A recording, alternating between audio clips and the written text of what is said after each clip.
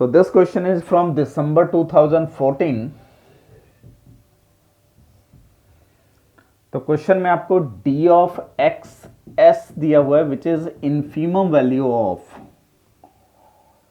D x y, matrix space का question है, with y belongs to s।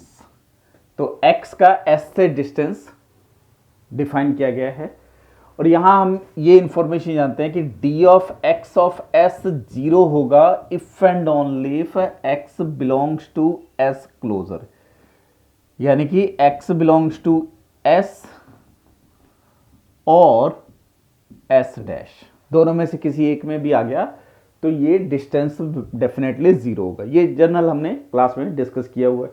अब पहला ऑप्शन कह रहा है कि s क्लोज्ड है और डिस्टेंस पॉजिटिव है। अगर डिस्टेंस पॉजिटिव होगी, d of s of x greater than zero है, तो डेफिनेटली x कभी भी s क्लोजर में बिलोंग नहीं करेगा। उसके साथ उसने s को क्लोज दे दिया तो s क्लोजर जो होगा वो s के इक्वल हो जाएगा, तो x कभी भी s में बिलोंग नहीं करेगा। पहला ऑप्शन कह रहा है कि x is not an limit point of s, definitely true है क्योंकि डिस्टेंस पॉजिटिव है, तो x s का मेंबर भी नहीं हो सकता, s डैश का मेंबर भी नहीं हो सकता। ठीक है, तो यहां पहला ऑप्शन ट्रू हो गया। सेकंड कह रहा है कि डिस्टेंस पॉजिटिव है, s ओपन है। s ओपन हो या क्लोज हो, जैसे ही डिस्टेंस पॉजिटिव है तो इंफॉर्मेशन क्या आएगी, if and only if x does not belongs to s and x does not belongs to s dash. यहां s ओपन हो क्लोज्ड हो फर्क नहीं पड़ेगा, तो second option also true. Third कह रहा है कि s क्लोज है, डिस्टेंस पॉजिटिव है।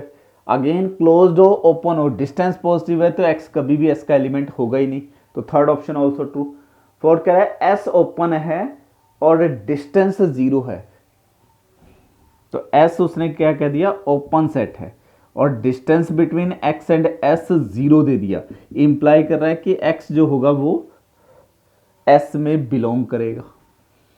जब डिस्टेंस जीरो है तो ये जो x है या तो s का एलिमेंट है या s डैश का एलिमेंट है, तो इसका काउंटर एग्जांपल बना सकते हो। s को कोई भी एक ओपन इंटरवल ले लो 0 1 और x को 0 ले लो, x जो है वो बिलोंग कर रहा है s डैश में, implies distance between x and s zero है but x does not belongs to s है, तो ये डी ऑप्शन का काउंटर एग्जांपल हो गया। तो ए बी सी ट्रू हो गया और डी डेफिनेटली फॉल्स ऑप्शन हो गया।